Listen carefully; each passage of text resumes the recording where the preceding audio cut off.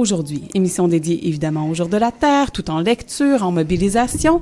Et pour débuter, pour lancer cette émission Jour de la Terre, nul autre que Francis Waddell, militant et cofondateur de Demain Verdun, qui est avec nous. Bonjour Francis. Bien, bonjour Maude. Et nous avons également à la table Louis-Frédéric Véraud-Giroux, qui est agent de mobilisation et de communication à la Trovep. Bonjour. Bonjour Maude. Merci d'être là à tous les deux.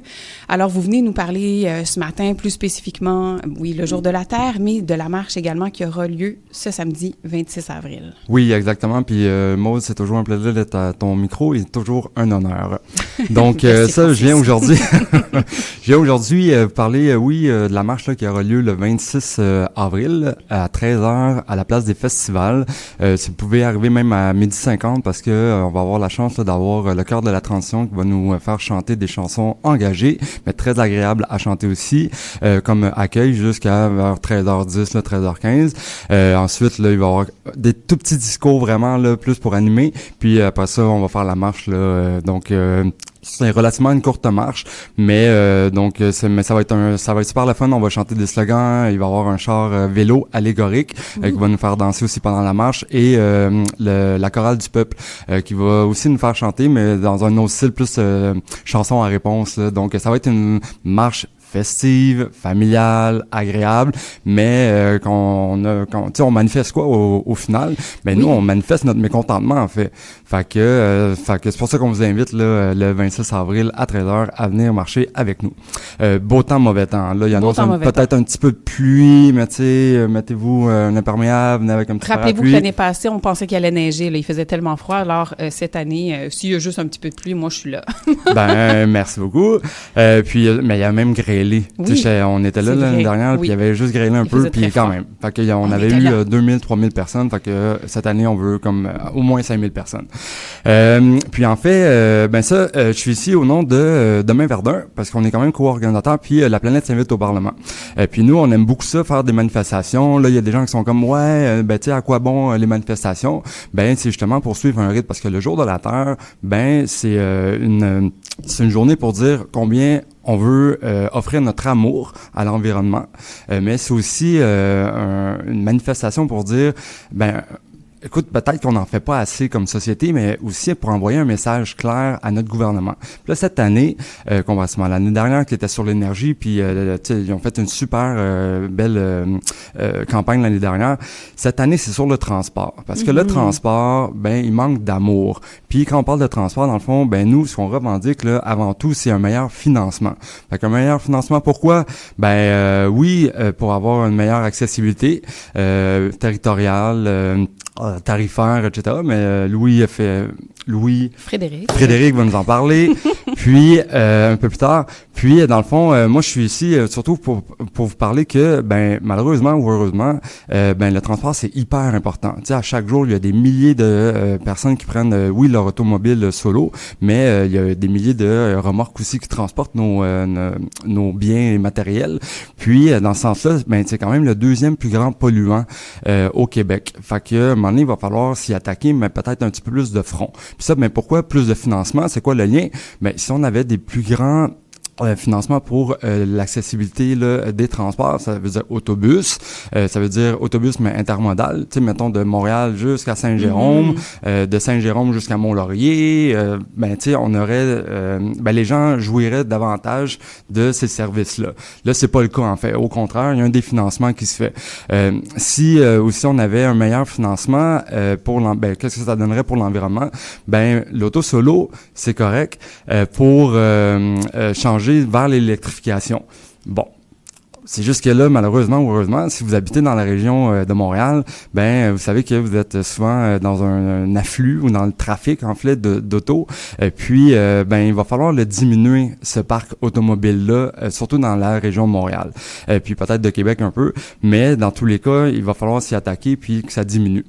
Pourquoi un meilleur financement aussi? C'est parce que, mine de rien, je sais pas si vous le saviez, mais il y a des syndicats en transport, surtout dans la région de Montréal, qui sont sans contrat de travail.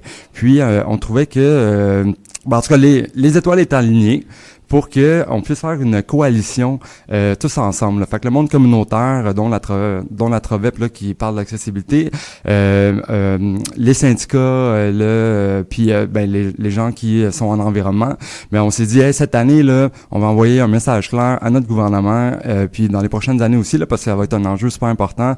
Il nous faut plus de financement parce que juste pour finir sur le syndicat, mine de rien, tu sais, quand il y a un moins bon financement, ça veut dire qu'on fait des coupes dans les autobus, donc la fréquence d'autobus, aussi dans la rétention de personnel. Tu sais, si vous payez moins quelqu'un ou si vous donnez une surcharge de travail, malheureusement avec le temps, ça l'use les employés. Puis, excusez, mais ils s'en vont ailleurs. Mm-hmm. Donc voilà, c'est pour ça qu'on demande vraiment plus de financement cette année en transport. Et donc, mobilisons-nous pour le transport le 26 avril, samedi à 13h à la place des festivals pour les gens de Montréal et environ. Et cette journée-là, il y aura également d'autres manifestations un petit peu plus loin dans d'autres régions du Québec pour les personnes qui auraient envie de se mobiliser encore, mais qui ont peut-être pas la possibilité de se déplacer à Montréal, peut-être parce qu'il manque de transport collectif. Pour faire le lien. Et là, Louis-Frédéric Véro-Giroux, donc tu travailles avec la Trovep, qui est le regroupement des organismes en éducation populaire et défense des droits sociaux de Montréal. Très exactement. Très exactement. C'est ça que j'ai trouvé sur Internet. Et le lien avec le transport, la mobilité durable et accessible surtout, là, c'est ça qui touche la Trovep plus particulièrement, cette accessibilité au transport. Oui, en particulier, les groupes communautaires, membres de la Trovep ou pas, travaillent depuis très, très, très longtemps sur l'accessibilité du transport en commun. Quand on parle d'accessibilité, on parle vraiment l'accessibilité financière, évidemment, c'est la première chose qui nous vient en tête, le coût du transport. Il y a beaucoup de personnes pour lesquelles le coût du transport en commun est exorbitant. Comme quand on a de la misère à joindre les deux bouts, une passe de 100 $ par mois pour prendre le transport en commun, ça paraît énorme. C'est énorme. Là. Je pense à des personnes sur le social, par exemple, qui ont à peu près 800 $ ou un peu plus que ça maintenant, mais autour de ça, après le loyer, après la bouffe, après les services, etc., il reste plus grand-chose pour se déplacer. Fait qu'il y a énormément de personnes qui se privent à cause de ça. On pense à l'activité universelle du transport en commun, évidemment. Est-ce que les gens sont en mesure de prendre le transport en commun? Est-ce qu'il y a des ascenseurs, etc., qui, soulignons-le en passant, ne rendent pas service qu'aux personnes qui sont en fauteuil roulant, par exemple. Ça aide pour les familles, ça aide pour un paquet de monde qui en ont besoin. Et d'ailleurs, justement, en parlant de financement, récemment là-dessus, il y a le gouvernement qui a décidé qu'il arrêtait de financer l'installation des ascenseurs dans le métro. Une décision franchement honteuse. Puis ça fait partie des raisons pour lesquelles on défend d'ailleurs plus de financement, notamment pour rétablir celui qui était supposé être là. Oui. Et puis le troisième volet, on a parlé un petit peu, mais c'est vraiment celui de la desserte, celui de l'activité territoriale. Est-ce qu'il y a un autobus qui passe devant chez vous ou à proximité qui vous permet de le prendre? Fait que c'est vraiment les trois volets d'accessibilité, c'est ceux qui sont soutenus et défendus depuis très longtemps dans le milieu communautaire. Fait que voilà, faut que s'attaquer à la cherté des tarifs, rendre le transport en commun plus accessible, universellement, et juste plus de transport en commun en général. Donc voilà. Puis évidemment, le lien avec la justice climatique est assez évident pour nous aussi. Ça fait longtemps qu'on travaille là-dessus. Les impacts des changements climatiques vont avoir des effets disproportionnés sur les personnes en situation de précarité, de pauvreté.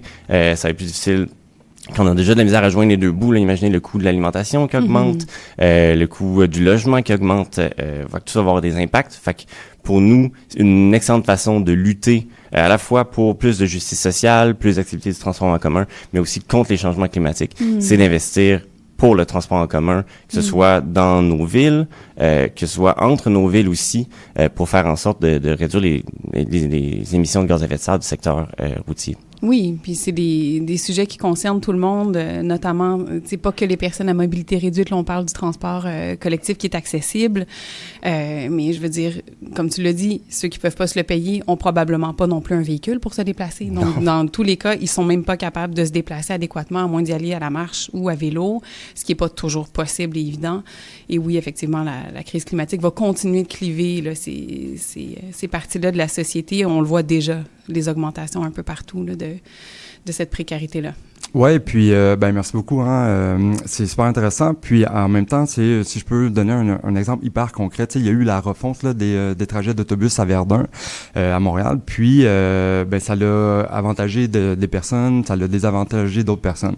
Puis dans les personnes qui ont été désavantagées, là, c'est une dame de 40 ans, donc qui est quand même en forme, qui elle, s'est dit, écoutez, moi, l'accessibilité, donc l'autobus qui passe devant chez moi, qui passait devant chez moi, là, il ne passe plus. Donc moi, ça devient une opération, une logistique, vraiment avec mes enfants et tout. Puis, malheureusement, ce qu'elle m'a dit, puis moi, j'encourage tous les gens à regarder avec leurs voisins, voisines, parce qu'elle m'a dit, c'est que, malheureusement, ça a un impact parce qu'on fait moins d'activités la fin de semaine, parce que ça devient une logistique lourde pour la famille, en fait. Puis ça, c'est vraiment triste parce que, tu sais, musée, etc., c'est souvent pas dans notre quartier ou dans les quartiers plus éloignés, là, décentralisés de Montréal ou ailleurs, là, en région. Puis ça, c'est un des impacts là, que ça peut avoir directement, même pas sur les gens qui sont en mobilité réduite, mais qui, ça devient lourd là, comme situation. Là. Oui. Puis si je peux me permettre, il va y avoir une manifestation justement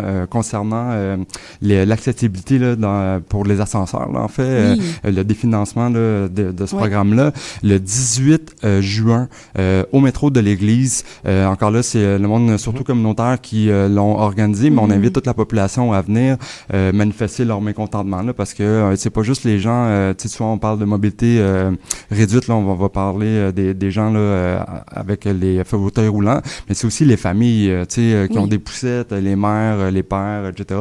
Puis, fait que voilà, fait que c'est vraiment, ça vous tente de venir le 18 au métro de l'église, on va vous accueillir. Le 18 juin, une autre date à mettre à l'agenda, et sinon, pour tout de suite aujourd'hui, évidemment, avec toutes les mobilisations sur le territoire, et samedi, le 26 avril. Où est-ce qu'on peut trouver plus d'informations sur la marche? Oh là là, sur Facebook. C'est sûr. Sinon, sur le site là, du Jour de la Terre, parce qu'aujourd'hui, il y a quand même à Sherbrooke, Trois-Rivières, Québec, qui a des manifestations, mais il y en a un peu partout, là, comme tu disais en début d'émission, là, plein d'initiatives au Québec. Un grand merci à tous les deux, Francis Waddell et Louis-Frédéric Verroux-Giroux de la Trovep et Francis avec Demain Verdun.